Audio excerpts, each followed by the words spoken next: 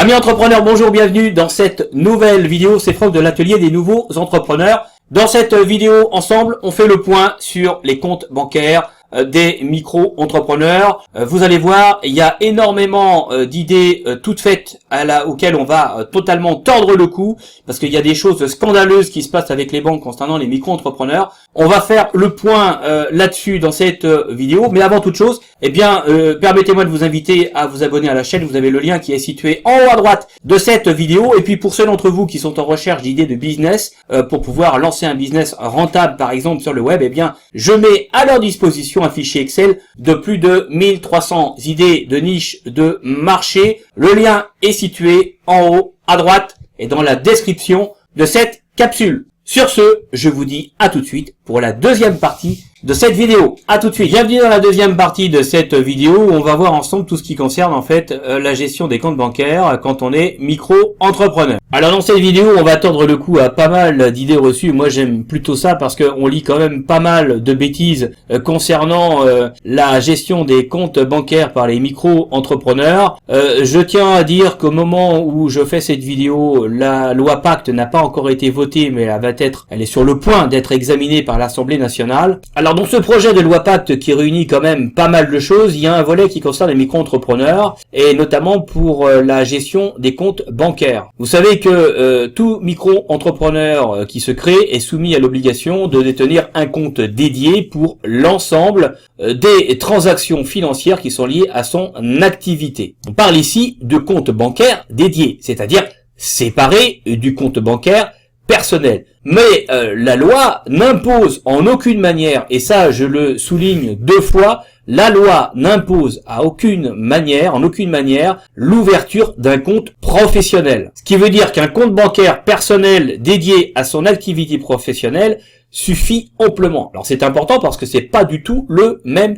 tarif. Alors on va voir que dans la réalité c'est pas toujours aussi simple que ça parce que très souvent les banques qui cherchent tout simplement à faire du chiffre d'affaires, imposent aux micro-entrepreneurs à prendre un compte professionnel tout simplement parce que elles n'autorisent pas sur les comptes personnels des transactions commerciales. Bon, alors souvent ce qui se passe c'est que jusqu'à présent, on n'avait pas trop le choix parce que dans la mesure où vous ouvrez un compte personnel pour pouvoir gérer votre compte micro-entrepreneur, au bout d'un moment, la banque, avec les flux que vous allez avoir dessus, elle commence à s'interroger. Et qu'est-ce qui se passe ? Vous avez un coup de téléphone de votre gestionnaire de compte qui vous dit monsieur, madame, vous êtes bien gentil, mais on va clôturer votre compte parce que vous n'utilisez pas en fait votre compte bancaire comme c'est prévu initialement dans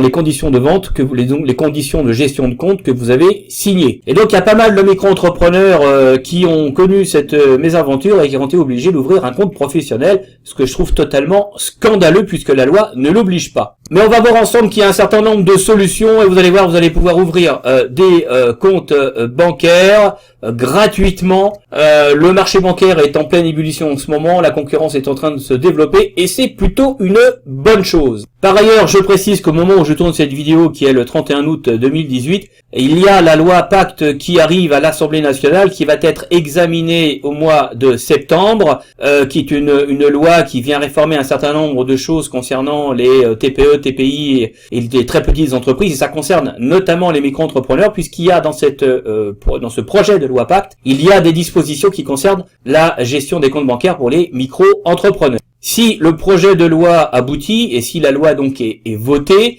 les micro-entrepreneurs dont le chiffre d'affaires est inférieur à 5 000 € dans une année, n'auront plus l'obligation d'ouvrir un compte bancaire dédié pour leur activité. Et je trouve ça tout à fait normal parce que je trouve ça quand même scandaleux que de faire payer des frais bancaires à des gens qui se bougent pour monter une entreprise et qui font en plus un chiffre d'affaires inférieur à 5 000 € dans une année, c'est vraiment rien du tout. Leur imposer des frais supplémentaires, à ce tarif-là, mieux vaut ne rien tenter du tout et de pas bouger son derrière pour pouvoir essayer de faire des choses dans la vie. Vous voyez ce que je veux dire ? Donc c'est vraiment contre-productif et ça va à l'encontre même de tout ce qui est fait pour pouvoir stimuler la création d'entreprises dans ce pays. Alors concernant le compte bancaire, on va aller un petit peu plus dans le détail concernant le compte bancaire du micro-entrepreneur. Alors À chaque fois, c'est un peu la même question qui revient. Est-ce qu'on peut ouvrir un compte dans telle ou telle banque en tant que micro-entrepreneur? Alors la réponse, évidemment, elle est oui. Et dans tous les cas, un simple compte bancaire personnel suffit pour couvrir en fait les obligations réglementaires concernant votre activité professionnelle. La seule contrainte que vous avez, c'est que le compte bancaire soit tout simplement différent de votre compte personnel. Aujourd'hui, c'est la loi telle qu'elle est et telle qu'elle est applicable. Dans la loi actuellement en vigueur, il n'y a absolument aucune obligation portant sur la dénomination commerciale du compte bancaire. Et en fait, un compte bancaire professionnel, celui qu'on vous impose ou qu'on veut vous imposer, n'est en fait qu'une dénomination commerciale, rien de plus. Donc, résultat des courses, et concrètement, ce que vous devez faire, c'est ouvrir un second compte bancaire personnel que vous allez dédier exclusivement à votre activité professionnelle et surtout pas un compte bancaire professionnel. Alors, arrêtez de faire le jeu des banques. C'est véritablement de l'argent facile pour elles, et moi je considère que c'est véritablement scandaleux, elles devraient être sanctionnées pour cela. Pour moi, ça s'apparente un peu quand même à de la vente forcée. Parce que au final, les micro-entrepreneurs, les auto-entrepreneurs, quand ils arrivent dans une banque pour pouvoir ouvrir un compte bancaire, eh bien on leur dit le compte personnel c'est pas possible. Chez nous, ça marche pas comme ça, ce sera obligatoirement un compte pro. Et c'est comme ça dans la totalité des banques classiques. Donc au final, eh bien le micro-entrepreneur, il a le choix entre d'être obligé d'ouvrir avec les frais qui s'y rattachent un compte pro, ou alors ne rien avoir du tout, et donc de tout mettre sur son compte personnel, et là il se retrouve tout simplement en contravention avec la loi. Et le plus scandaleux dans l'affaire, c'est que au final, les micro-entrepreneurs, la plupart du temps, n'ont absolument pas besoin de ce compte professionnel, parce que en ce qui concerne le fisc,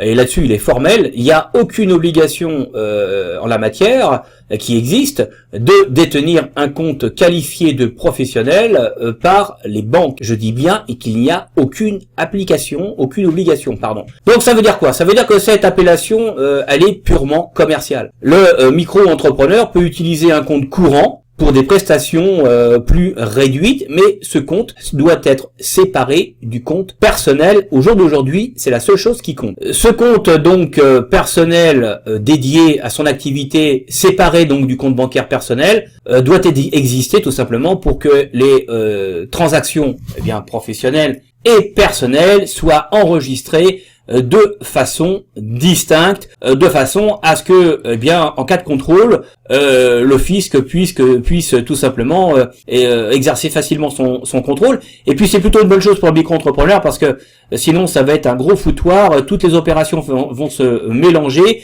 et il ne faut pas oublier quand même, et ça j'insiste là-dessus, qu'une micro-entreprise, c'est une entreprise comme les autres. Simplement, vous êtes avec un statut simplifié, mais c'est une entreprise comme n'importe quelle entreprise. Alors certes, vous avez de plus petits volumes, mais la micro-entreprise, c'est un tremplin pour ensuite créer une société. Alors ça ne sera pas le cas, évidemment, de tout le monde, mais il y a un certain nombre de micro-entrepreneurs qui ensuite se créent en SAS ou en SARL. Donc il faut apprendre dès le départ les bonnes méthodes, les bons process pour avoir une gestion saine, efficace et transparente, avoir ce qu'on appelle en comptabilité, avoir une image fidèle de votre activité. Donc, ce qu'impose au micro-entrepreneur la loi, c'est d'utiliser ce compte dédié à son activité professionnelle pour encaisser les recettes, prélever les dépenses et les achats qui sont en rapport tout simplement avec son activité, mais aussi effectuer des prélèvements pour sa rémunération, par chèque bancaire ou par virement, vers son compte personnel. Ce compte dédié sert également à utiliser tous les moyens de paiement à sa disposition non commerciale de son entreprise, par exemple, chéquier, terminal de paiement, carte bancaire, etc. Et aussi obtenir un crédit, pour les micro-entrepreneurs, l'accès au crédit est plus que limité. Voilà ce que je voulais vous dire, et voilà ce qu'il y avait à dire concernant la gestion des comptes bancaires pour les micro-entrepreneurs. Tenez-vous au courant de la loi Pacte qui va être examinée. Je vais faire prochainement une vidéo sur le projet de loi Pacte qui va récapituler l'ensemble des dispositifs qui sont prévus et qui devraient, je pense, aider pas mal de créateurs d'entreprises, quel que soit leur statut. Voici à la fin de cette vidéo. J'espère que maintenant, eh bien vous savez tout sur la gestion des comptes bancaires pour les micro-entrepreneurs. De grâce, vous faites pas plumer par les banques traditionnelles. Vous avez maintenant eh bien la possibilité d'ouvrir des comptes bancaires en ligne en utilisant eh bien les services des néobanques. C'est véritablement une bouffée d'oxygène pour tous les créateurs d'entreprises. Pour ma part, eh bien j'ai quitté la banque postale qui aujourd'hui est une banque comme les autres et qui coûte quasiment aussi cher que les banques traditionnelles. Donc les banques traditionnelles, quand on a besoin de rien, eh bien vous pouvez aller les voir, mais généralement quand vous êtes un petit entrepreneur et que vous voulez tout simplement un financement, eh bien c'est très difficile de l'obtenir. Alors arrêtez de perdre de l'argent avec ces banques traditionnelles qui sont complètement déconnectées de la réalité du terrain en ce qui concerne les petits chefs d'entreprise. Tournez-vous vers les néobanques, je pense à des Canto, Monabank, N26 également, très très bien. Vous avez des liens dans la description. Je vais également faire une vidéo dédiée prochainement pour les néobanques à destination des micro-entrepreneurs et de tous les petits chefs d'entreprise. Sur ce, eh bien, je vous dis à une prochaine fois. Alors, j'allais oublier, abonnez-vous à la chaîne, le lien en haut à droite, et puis les 1300 idées de niche de marché, je vais y arriver, je commence à bafouiller. En haut à droite également le lien, et puis sur ce, je vous dis à une prochaine fois pour de nouvelles aventures sur la chaîne de l'atelier des nouveaux entrepreneurs. Salut!